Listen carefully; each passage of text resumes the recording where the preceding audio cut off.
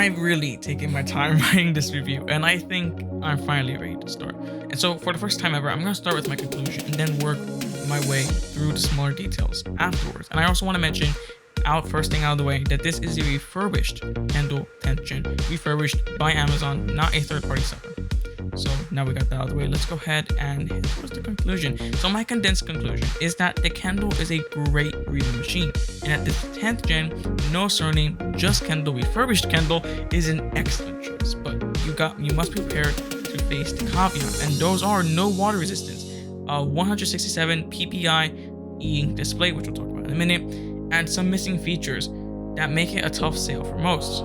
So if you're a casual reader who wants a better way to read digitally without hurting your eyes, and you don't care about water resistance, you don't care about a high resolution display, and you're okay with no dark mode, a crazy old micro USB port, and surprisingly annoying plastic build, then you're probably going to be okay with this Kindle. And if price is king, you just want a Kindle, any Kindle, then you might be interested in this refurbished Kindle 10th-Gen. And also, are you okay with refurbished or used, then buy this Kindle, because the hardware has been impressive for refurbished. And if you should buy anything, if you could, or you should buy anything refurbished, buy this Kindle. Maybe make some calculations first, because you will deal with a heap ton of caveats that might make or break your bid for one of the best one-trick ponies you can do. So now let's go ahead and head into the real meat of this review, which is, of course, the screen. This refurbished 10th gen Kindle has a 6-inch 167 ppi e-ink display with 4 LEDs of backlight. E-ink means that it's not as responsive as an LCD or OLED screen, but it is perfect for reading, because without the LEDs, it's just paper. Which means if you want to save battery life, you can lower LED brightness and just read from the sun or any ambient light you have around you, just like you would a normal book. E-ink also means you get amazing battery life, and all Kindles have this amazing battery life, and this one is no different. I got about 2 weeks of moderate usage, and one and 3/4 of a week, 1 week, 3/4 of a week with heavier usage. And unfortunately, when you do have to charge it back up, it's with an awful micro USB port. Amazon needs to get USB as fast as possible, because while I'm willing to deal with this micro USB port, I have a ton of micro USB cables from my Android days. I'm still on Android, but if you're looking for the best of the tech, micro USB is just so arcane, so old that you're not willing to deal with it.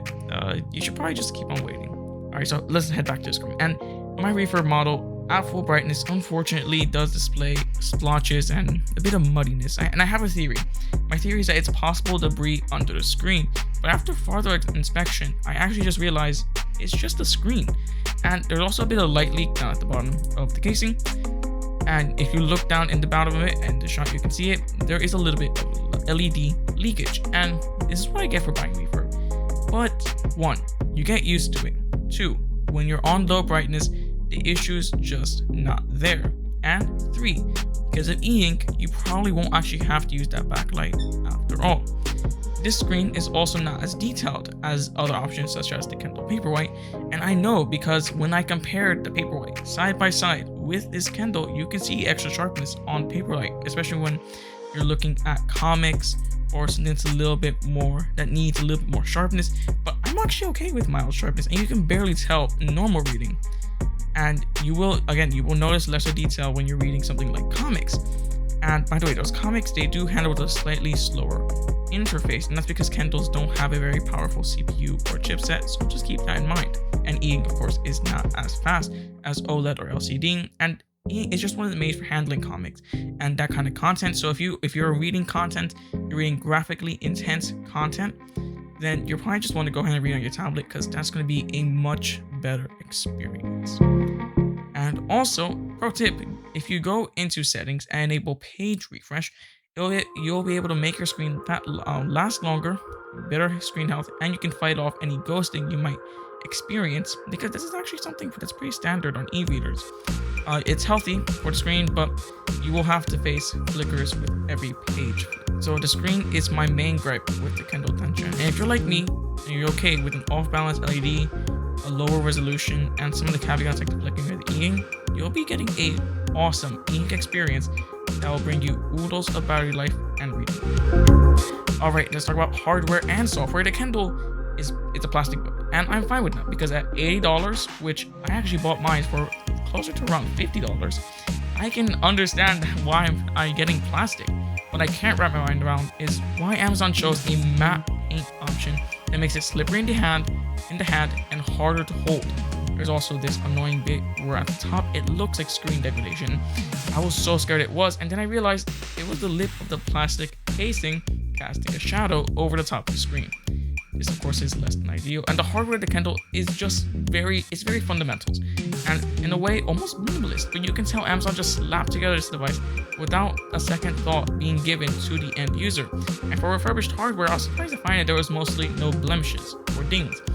But do keep in mind that all the scratches and stains you see here were made by me and an unfortunate accident involving Chick-fil-A and a bottle of soda. Software, let's move on to software. Software is also quite nice, with Amazon being one of the better companies when supplying e-reader software. Quick note, if you buy a new Kindle, you have the choice of saving money by going with an ad-supported model, and my refurb model actually said ad-supported.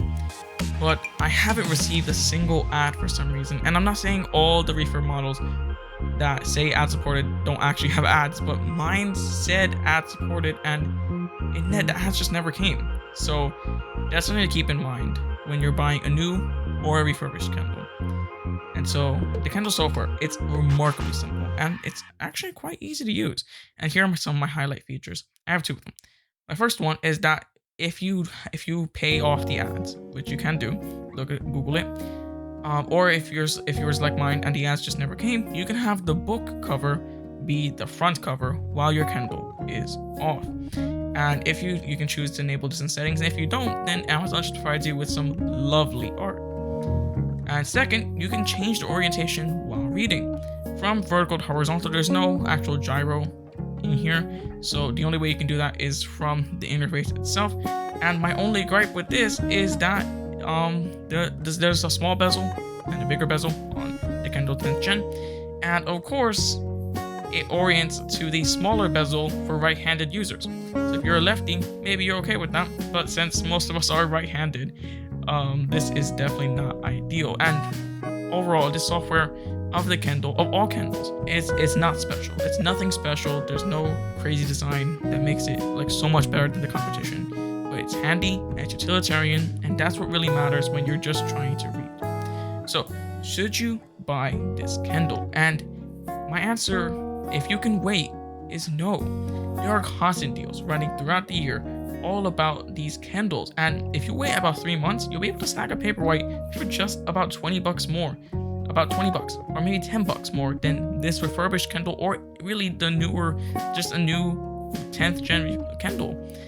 And if you're on the tightest of budgets, you need to chop off as much as you can to get whatever you can. This Kindle is a device that will serve you well, and despite all the caveats, I'm not returning mine for 2 reasons. One, I'm lazy. No, I'm just kidding. But my real reason is because the Kindle is a product where quality doesn't matter as much as you think. It's more about the experience, and that experience is amazing. You can get lost in the book, like I have so many times over, and you don't have to worry about eye strain. It's light as a feather, it's distraction free, and it makes it such a worthy investment for even a casual reader like me, and I don't regret buying this Kindle for a second. If you can't wait and you decide to buy this one as well, this refurbished 10th-gen Kindle, you won't either. But if you can wait, snag a better deal on a Paperwhite or a new model of this 10th-gen Kindle, and just have that peace of mind that refurbished just doesn't get you. If you like this video, please go ahead and subscribe for more thoughtful educational tech content. And please go ahead and check out the blog at bentechcode.blogspot.com. This is BenTech Code signing. Hello everyone, this is BenTech Code, and do you want to support the channel and the blog? Well, now you can. This is the Buy Me a Coffee page over at buymeacoffee.com/BenTechCode. There, you can sign up for my membership and support me on a monthly basis, or you can just buy me a coffee. Real quick, real simple, real easy. Go to buymeacoffee.com/BenTechCode for more information and to see how you can support your favorite content creators, like me. buymeacoffee.com/BenTechCode. See you there.